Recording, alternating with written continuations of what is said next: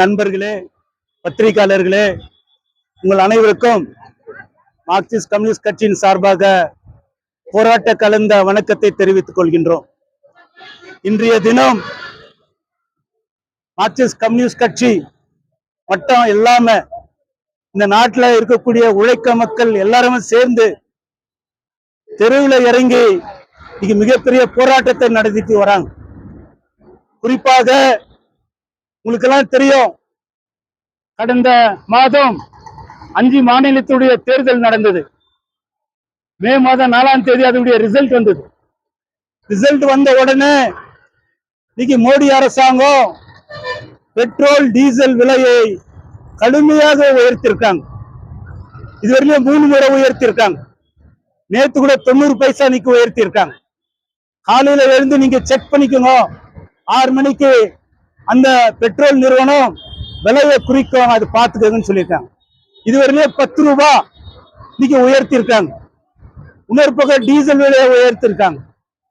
அதே மாதிரி உங்களுக்கெல்லாம் தெரியும், கமர்ஷியல் சிலிண்டர்ஸ் அது மேல 1000 ரூபாய் இன்னைக்கு விலையை உயர்த்திருக்காங்க. அது இல்லாம ஆட்டோல யூஸ் பண்ணக்கூடிய அந்த கேஸ் சிலிண்டர் மேல விலையை உயர்த்திருக்காங்க. உங்களுக்கெல்லாம் தெரியும், கேஜிஎஃப்ல ஆட்டோ ஓட்டுநர்கள் கடுமையாக பாதிக்கப்பட்டிருக்கிறது நம்ம பார்க்கிறோம். ஏற்கனவே 15 ரூபாய் பிஷாப்ல இருந்து டவுனுக்கு 15 ரூபாய் இருந்தது, இன்னைக்கு 20 ரூபாய் 5 ரூபாய் இன்னைக்கு உயர்த்தி இருக்காங்க. அதே மாதிரி பார்த்தோம்னா பல இந்த கேஸை வச்சு போண்டா இல்ல காலையில நாஸ்டா, இட்லி, வடை, தோசை, இந்த மாதிரி பல சிறு வியாபாரிகள் செய்யக்கூடியவர்கள் இன்னைக்கு பெரிய பாதிக்கப்பட்டிருக்காங்க. இன்னைக்கு அவங்க எல்லாம் இன்னைக்கு வேலை இல்லாம, சம்பாதனை இல்லாத கஷ்டப்படக்கூடிய ஒரு சூழ்நிலை வந்திருக்கு. அது மட்டும் இல்லாம இன்னைக்கு பெங்களூர் மாதிரி இருக்கக்கூடிய மாநிலத்துல, அந்த நகரத்துல பார்த்தோம்னா இன்னைக்கு பல இது இருக்கு, கெஸ்ட் ஹவுசஸ் இருக்கு. அதுல போய் மாணவர்கள் வேலை செய்யக்கூடியவர்கள் அங்க தங்கி வேலை செய்யறவங்க இருக்காங்க. இன்னைக்கு அங்க இருக்கிற உணவு அவங்களுக்கு சாப்பாடு இல்லாம போயிருக்கக்கூடிய நிலம் வந்திருக்கு.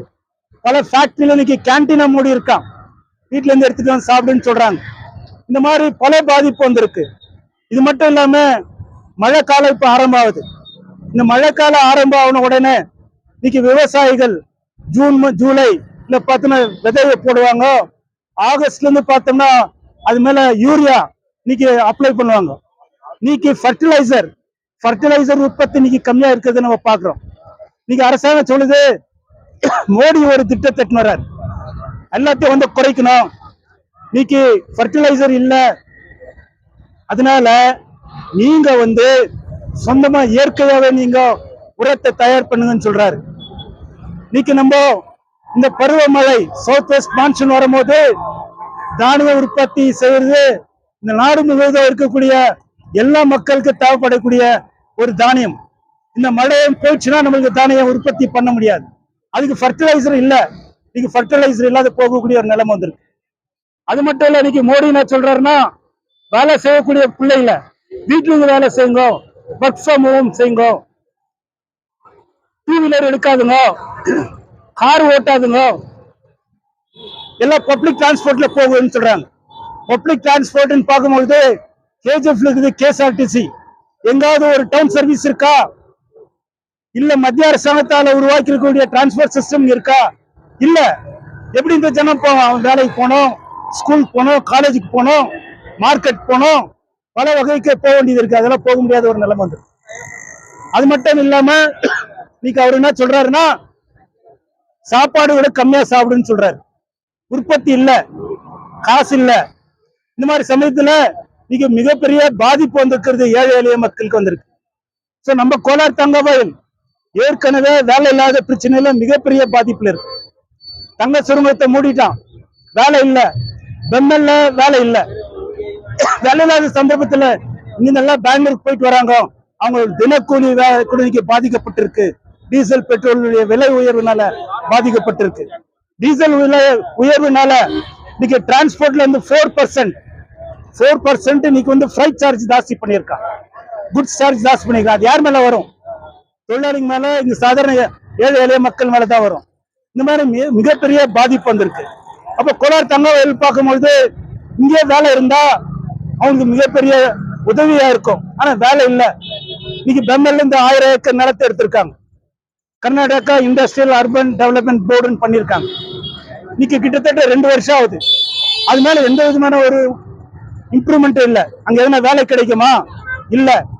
தங்க சுரங்கத்தில் இருக்கக்கூடிய பகுதியில நான் ஃபேக்டரி கட்டி வேலை கொடுக்குறேன்னு சொல்லியிருக்காங்க. ஏதாவது ஆயிருக்கா? அப்ப கேஜிஎஃப்ல தங்க சுரங்கம் பிஜிஎம்எல் அது 2 லேண்டு தான் இருக்கா? வேற லேண்ட் இல்லையா? அரசாங்கத்துடைய லேண்ட் இல்லையா?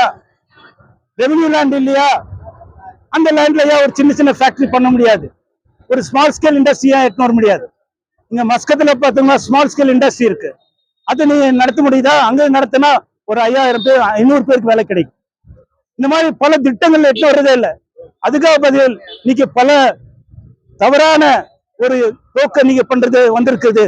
ஆகவே இந்த பெட்ரோல் டீசல் விலை உயர்வு மிகப்பெரிய பாதிப்பிற்கு, தங்க வயலில் இருக்கக்கூடிய மக்களுக்கு மிகப்பெரிய பாதிப்பு இருக்கு. இன்னொரு முக்கியமானது கல்வி. கல்வி இன்னைக்கு ஏற்கனவே மோசமா போயிருக்கக்கூடிய சூழ்நிலை. அந்த சூழ்நிலையில நீட் நெட் இன்னைக்கு 22 லட்சம் போஸ்ட் கிராஜுவேஷனுக்கு அப்ளை பண்ணிருக்கக்கூடிய டாக்டர்ஸ்க்கு இன்னைக்கு வாய்ப்பு இல்லாத போயிருக்கு. எத்தனை முறை ரத்து செய்வ? எத்தனை முறை கொஸ்டின் பேப்பரை லீக் பண்ணுவ? எத்தனை முறை ஊழல் பண்ணுவ? இந்த மாதிரி பண்ணிருக்கக்கூடிய அரசாங்கம் இன்னைக்கு பண்ணுங்க. அதுக்காக பதில் நீங்க மோடி அரசாங்கம் என்ன பண்றாங்கன்னா அஷ்யூரிட்டி மெஷர்ன்றதுல இன்னைக்கு எட்டு இருக்காங்க. நேற்று பார்த்தோம்னா கர்நாடகா கவர்மெண்ட் முன்னாலே மினிமம் வேஜஸ் இன்னைக்கு இம்ப்ளிமெண்ட் பண்ணிருக்காங்க. அந்த மினிமம் வேஜஸ் எல்லா இடத்துக்கும் அப்ளை ஆகணும். இன்னைக்கு நம்ம கேஜிஎஃப்ல பார்த்தோம்னா ஹாஸ்பிட்டல் இருக்கு, அதுல கான்ட்ராக்ட்ல வேலை செய்யறாங்க. பல டிபார்ட்மெண்ட்ல வேலை செய்யறாங்க. ஈவன் போலீஸ் டிபார்ட்மெண்ட்ல கூட கான்ட்ராக்ட்ல வேலை செய்யறாங்க. அவங்களுக்கு எல்லாம் அந்த மினிமம் வேஜஸ் ஆக்ட இன்னைக்கு இம்ப்ளிமெண்ட் பண்ணோம். பிஎம்எல் இருக்கக்கூடிய அந்த தொழிலாளர்களுக்கு சம்பள உயர்வு பண்ணோம். தங்க சுரங்கத்தில் இருக்கக்கூடிய அந்த தொழிலாளர்களுக்கு அந்த செட்டில்மெண்ட் மற்றும் அந்த வீட்டு எல்லாமே இன்னைக்கு செட்டில் பண்ணுன்றது கேட்டு வரக்கூடிய காலகட்டத்தில் மார்க்சிஸ்ட் கம்யூனிஸ்ட் கட்சி மிகப்பெரிய போராட்டங்களை நடத்தும் அப்படின்றது சொல்லி எனக்கு வாய்ப்பு கொடுத்து நன்றி கூறி முடிச்சுக்கிறேன். இன்குலாப் ஜிந்தாபாத்.